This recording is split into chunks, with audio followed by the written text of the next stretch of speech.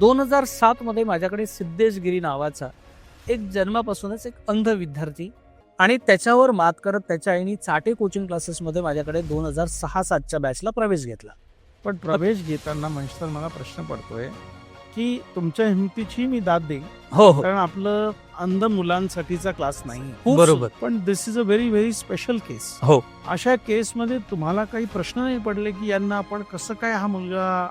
सिद्धेश गिरी हा विद्यार्थी जेव्हा 9वीतून 10वीत माझ्याकडे आला तेव्हा त्याच्या आई शिक्षिका होत्या आणि आळंदीच्या शाळेमध्ये त्या शिक्षिका असताना त्यांनी मला रिक्वेस्ट केली. तर मी आदरणीय चाटे सरांना तेव्हा फोन केला. सर म्हणालो की असं असं आहे, पण एक एक्सेप्शनल ही एक केस आहे आपल्याकडे, येण्या जाण्याची त्याची व्यवस्था त्यांनी केलेली आहे.